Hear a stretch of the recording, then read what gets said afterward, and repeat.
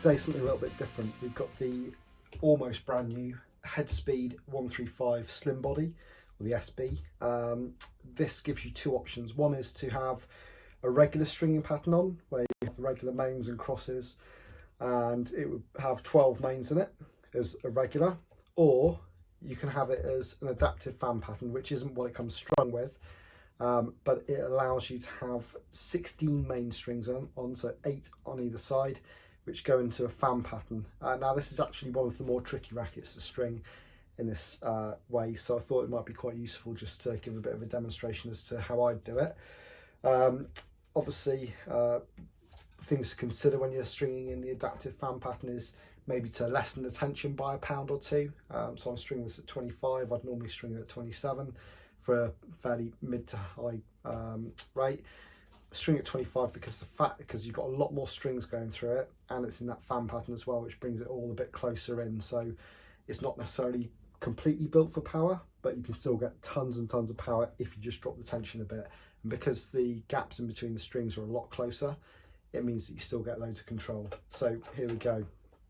So first of all, just using my anchor clamp there, and because we're only putting £25 worth of tension, I'm not going to use a starting clamp as a backup. Just don't need to.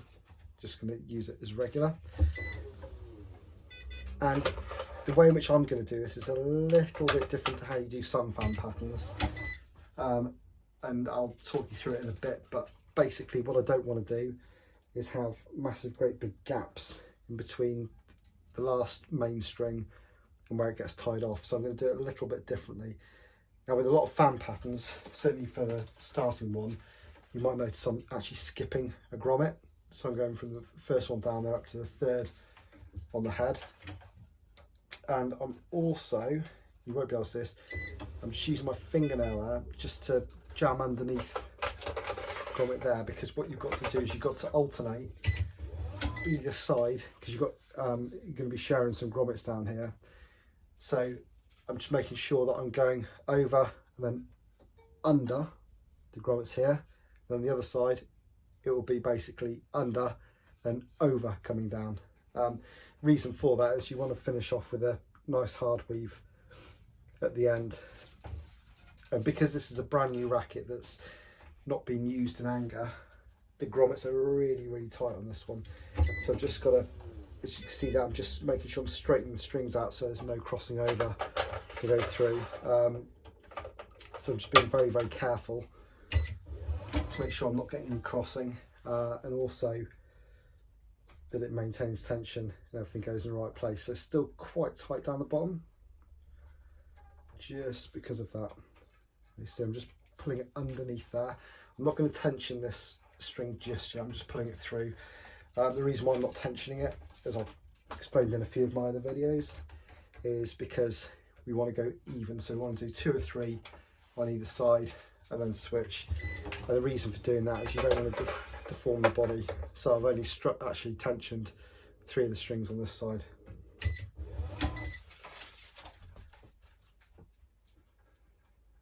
And on this side, so we're going to again miss out that second grommet at the head.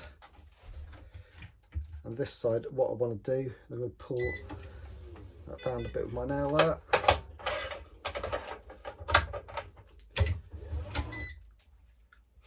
So on the other side that we've just done 3 on, I went underneath on the grommet, this one, or this string, to go over the top of that string where it's sharing a grommet. And another thing I would warn, because this racket hasn't been restrung yet at all, the grommets are very tight, so it does mean that you have to be a little bit forceful just to make sure. There we go, that's fine. So there's no crossing, so there's perfect gap in between these strings here, just to make sure that you basically don't mess up and have lots of crossing strings.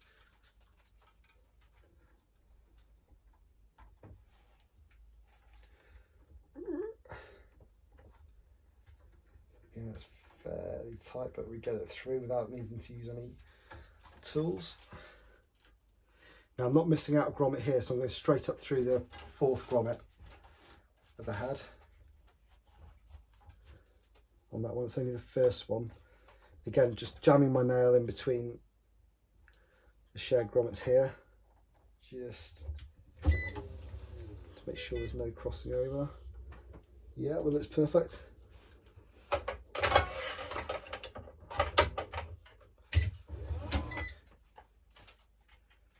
And this one, so now we're going to miss out the next one, so we're actually going to skip the 5th head grommet and the 6th and go down the next available. So you're skipping 2 grommets here and going through the 3rd grommet of the throat.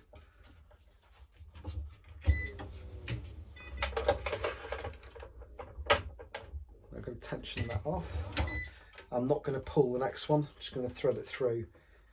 So the next one I pull through, you're missing 1, 2, 3, 4. So you're skipping 4 grommets on the next one and putting it through the next biggest grommet, which is going to be the final string.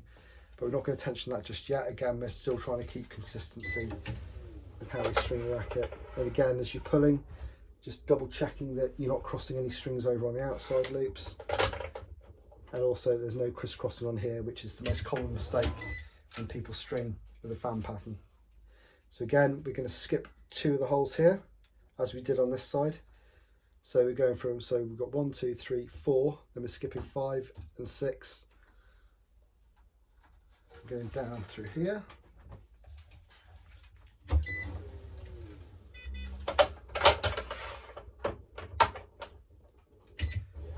You might notice that I'm not stringing it right up close here. There's a good reason for that. It's because you don't really want to damage the frame here. And to be honest, you're going to pull that bit anyway, so it's not too much of a problem.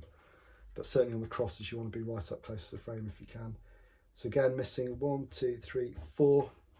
Going through the biggest. You can actually, on these rackets, you can notice which one to do it. It's the largest grommet, which is built to have lots of string go through.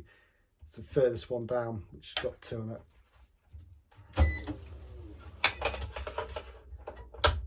And so, because I've caught up on this side, I'm now going to tension this one and go back down. Now, skipping 1, 2 skips, back through this one down here, and again it's another large grommet, so it's a pretty good giveaway as to where you want to be. And you're actually going to go under this one just here. Now this is one which I've done before, where they actually get quite tricky because again it's new racket, so you've got to be really careful. There we go. So as you can see, nice gap between there, no crossing of strings. And just make sure you tension off the right, clamp off the right string, because temptation is always to actually clamp off that one. So be careful.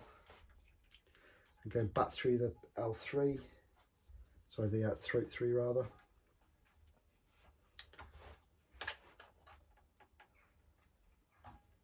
And we're going to go up here, and again making sure we go underneath on that one.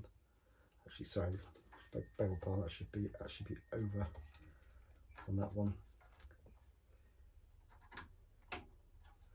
So I'm not going to pull that one just yet, we're going to do these ones first.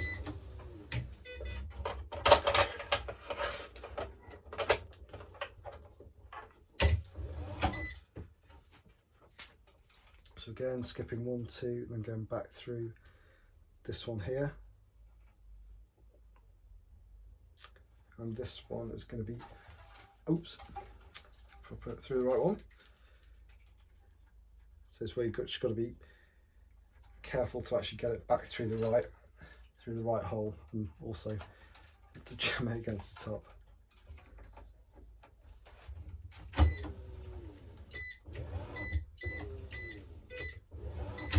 Trigger happy with the tension of that. There we go, no gaps, it's all good.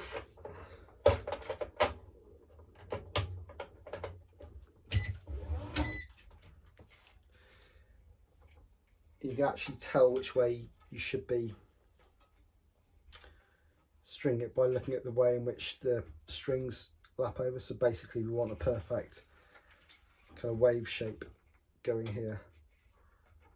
So that should be as so. Now when I tension, just want to make sure, don't know if you see there, that the strings that loop around the outside are all in line. Now I'm going to add an extra 10% onto this final string that I'm doing here, because it's the last string. They always seem to lose a little bit on the top. Now the reason why I went out wide and came back in is because the aim is, I'm not sure if you can see, but the aim is always to have as small a gap as possible to the last string that you tensioned to where you actually tie the string off, and that helps to prevent too much tension loss. So that's why I've done it this way around. There is a slightly easier way probably of doing it, but I think this is the best way. Just putting off by hand using a palm knot there. And again, as you release the clamp, do it really carefully and keep tension on there. The reason why you want to do that is because you want all the knots pointing in the right direction after you pulled off. So now, just to get this all completed, and again, add an extra 10% tension, get that pulled, make sure there's no crossing. There's no crossing, it looks perfect on there.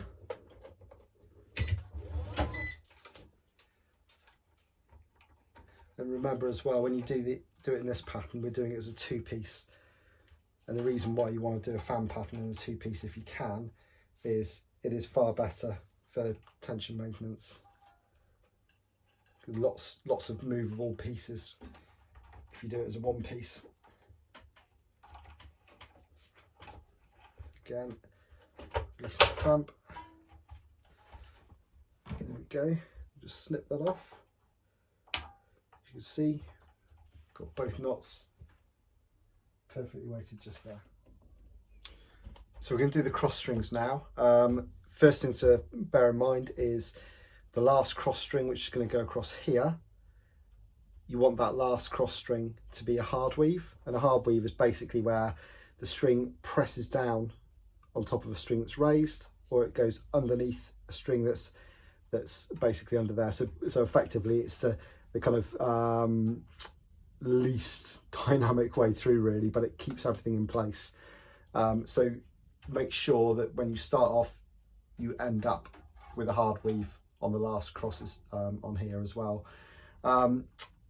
Also using a starting clamp, and the reason being for that is because I think it's the best way to do after you've done a few crosses, to then just retension this, put it through, and you get a nice easy tie off here. Yes, you can do it with a starting knot, but personally I much prefer doing it this way. I think it's a lot cleaner.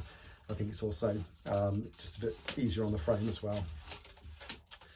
So let's get cracking. Another thing with these rackets as well, just on the head area, is just to make sure that there's no crossing over going on here. So just keep an eye on what you're doing, because you want it to look neat as well as playing well as well.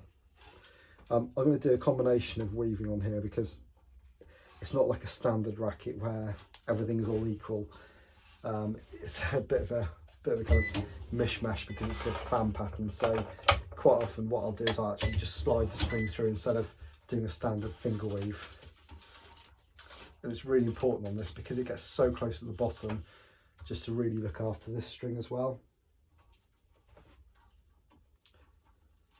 In case I didn't show it, it's really obvious when you start the crosses on here, because you'll actually see the grommet, which is ready for that cross string to go through.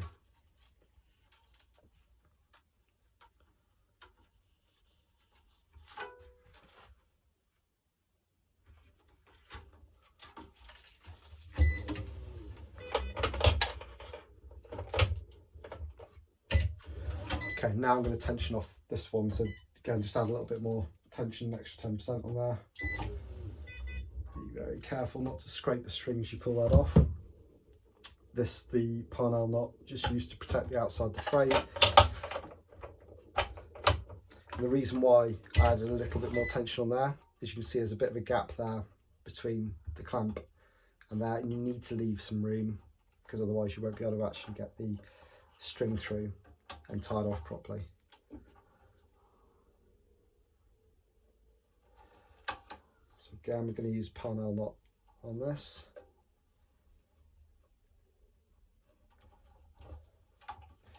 Again, I mean, on tennis rackets, what I'll normally do is use a starting clamp to help get a bit of that tension pull, but you can normally do squash and badminton by hand just by holding it there.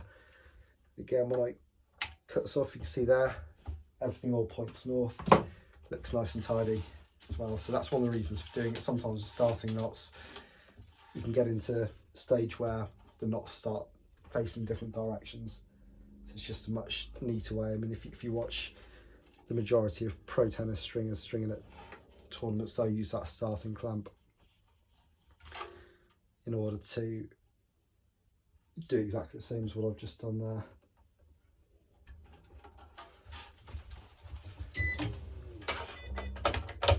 So it's not the quickest racket to string, but I'd say probably going at it pretty quickly. I could probably still do this racket in, I don't know, 15 minutes or so, maybe a little bit less.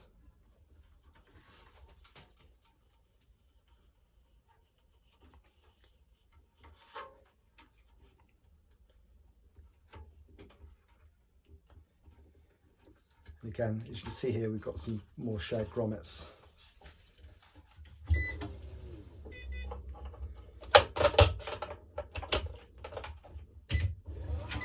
Another thing you might notice me doing as I'm going along is just straightening up the cross strings as I go, just a lot better at the ends, and you don't lose as much tension.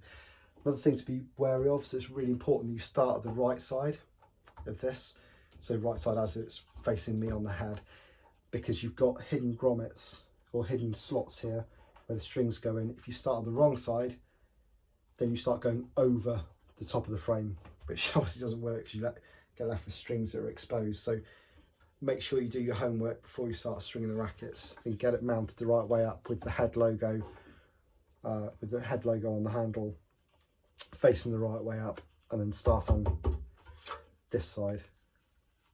Just a little handy tip.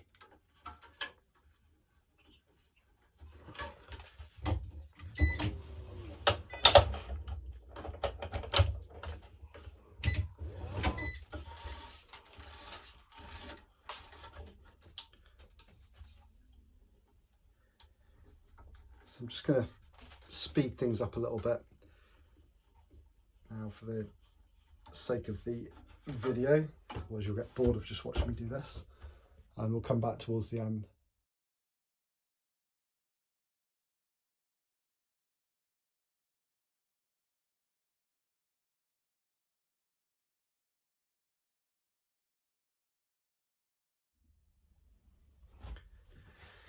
So we're just coming towards the end of the racket now.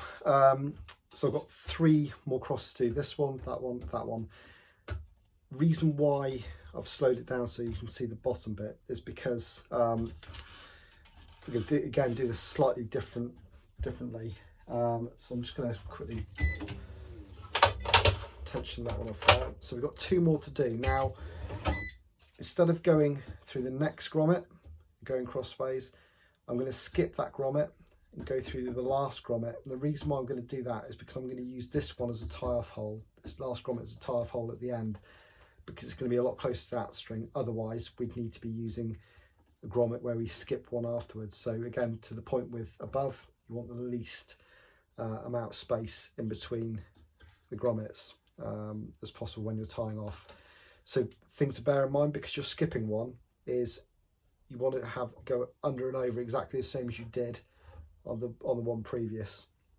Otherwise it's all going to be out of line. So do exactly the same overs and unders as I did on the last string which I strung, because I've skipped a grommet, and then we'll be doing the opposite on the one above.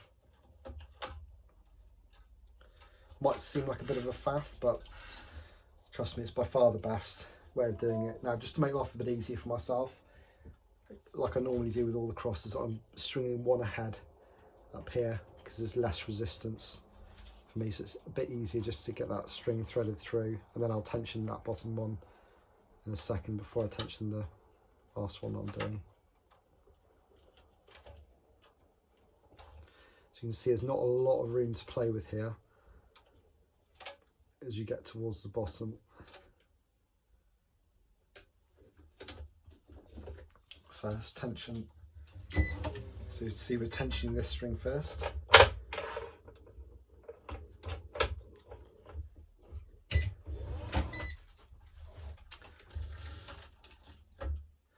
I'm just pulling this slowly because there's a bit more resistance here, so I just want to be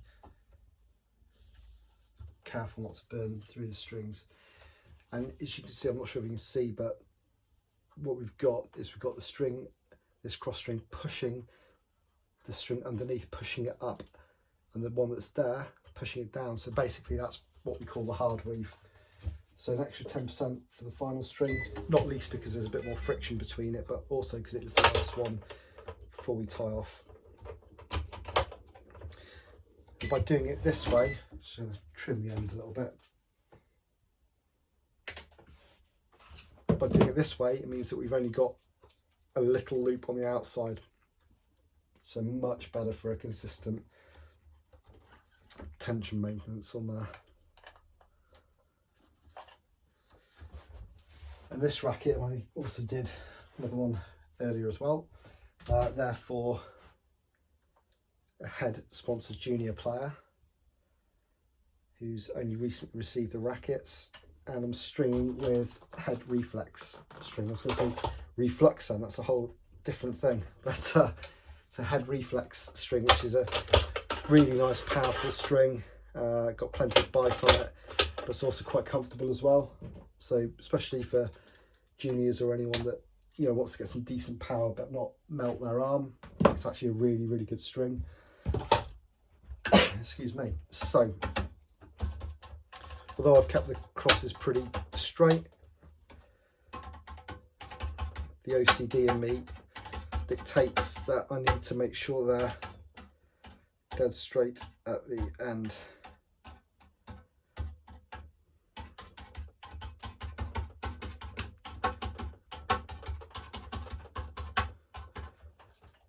Again, not forgetting to do the mains as well. Quite often one of those things that people forget is to straighten the mains afterwards too.